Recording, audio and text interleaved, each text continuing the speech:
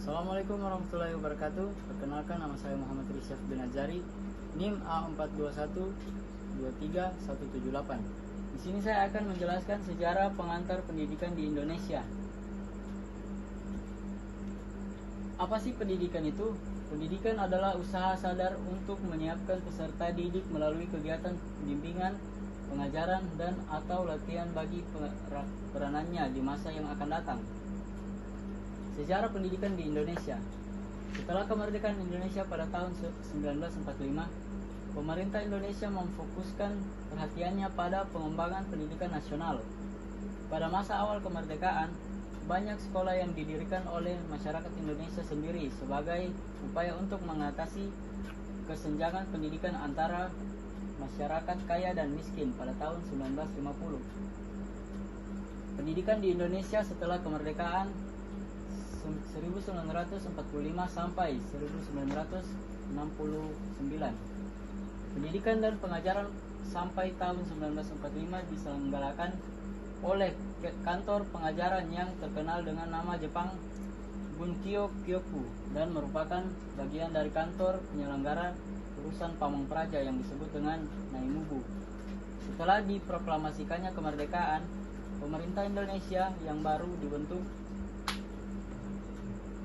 menunjuk Ki Hajar Dewantara, pendiri Taman Siswa, sebagai Menteri Pendidikan dan Pengajaran mulai 19 Agustus sampai 14 November 1945. Sejarah pendidikan di era kolonial.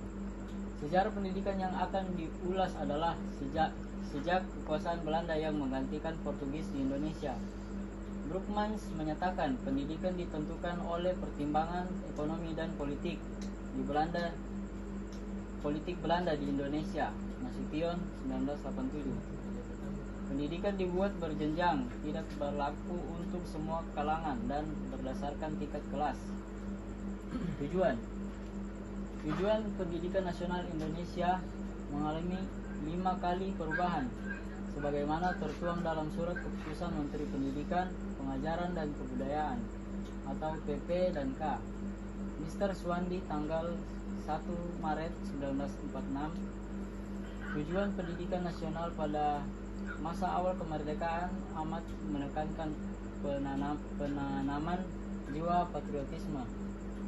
Hal ini dapat dipahami karena pada saat itu bangsa Indonesia baru saja lepas dari penjajah yang berlangsung ratusan tahun dan masih ada gelagat bahwa Belanda ingin kembali menjajah Indonesia. Oleh karena itu, penanaman jiwa patriotisme melalui pendidikan dianggap merupakan jawaban guna mempertahankan negara yang baru diproklamasikan. Era penjajahan Jepang. Selama pendudukan Jepang dalam Perang Dunia Kedua, berbagai sistem operasi pendidikan Belanda dikonsolidasikan dengan sistem pendidikan Jepang. Hal ini menjadi kemunduran pendidikan di Indonesia karena sekolah memulai pelatihan militer dan fisik yang berorientasi anti barat. Siswa harus mengibarkan bendera Jepang dan memberi hormat kepada kaisar setiap pagi. Era kemerdekaan. Dalam pendudukan Jepang dan Belanda, sebagian besar lembaga pendidikan berdiri untuk memberikan dukungan dan kebutuhan mereka alih-alih bertujuan untuk memajukan intelektual penduduk Indonesia.